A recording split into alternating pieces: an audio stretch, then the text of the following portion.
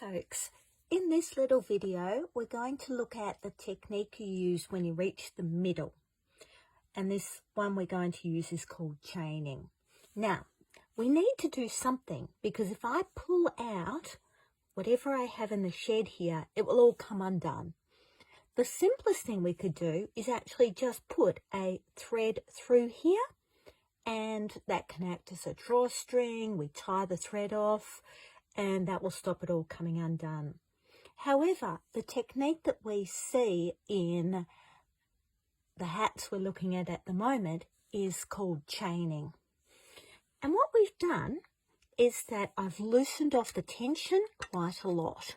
I need to have it loose enough that these threads here can travel a lot more than they have been.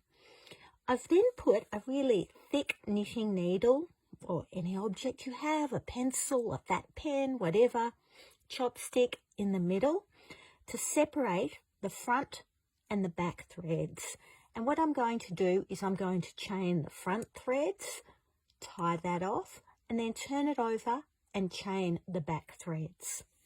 Okay, now for this I'm going to use a crochet hook, and what I'm going to do is start at this side here, the right, and I'm going to pass the second thread under the first thread and pull it up like that.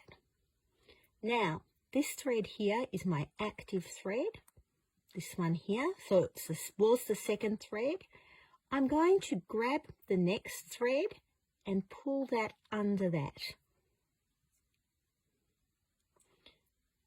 I grab the next thread and I'm pulling it under that, chaining, next thread, whoops, there we go, pull it through there, next thread,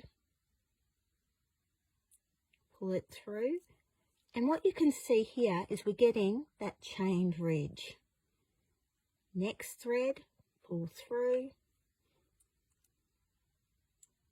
next thread, pull through. We're going to use a variation on this to get our chained ridges as well. Whoops, I dropped one. Making it a bit hard for myself here because I haven't left myself enough space to work in the stitch here.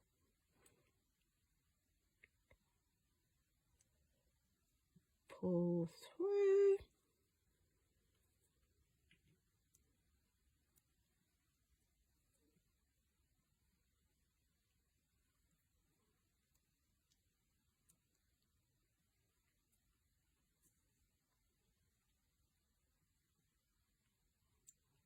And you'll see why we need our tension to be a bit looser for this step,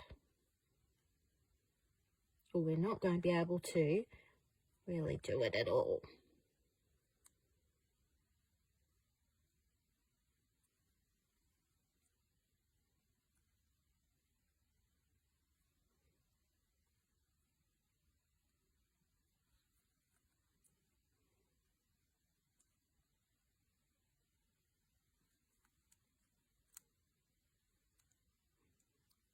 And I'm doing this motion here because otherwise, as I work along, this stitch gets narrower and narrower, and which makes it just harder for yourself.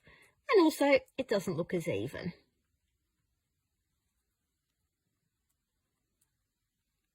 Now, I'm nearly at the left-hand edge, so I take that one through, and I'm left with this loop here.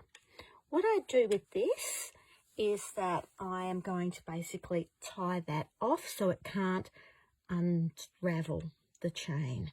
So I'm just tying a little thread through here, then I tie it through this bit here, just so that it can't possibly unravel. And then later on I will sew the ends of this thread here in.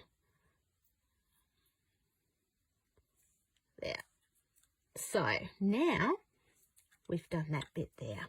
We've got a chain. Now, it doesn't look pretty at the moment, but as you can see, when I start fiddling with it here, and I start adjusting it, it's evening up. I then flip my frame over, and I'm going to do exactly the same thing along the back. Start at the right, work my way to here, to the left, and then tie it off. And at that point, I can take this out. Nothing is going to come undone.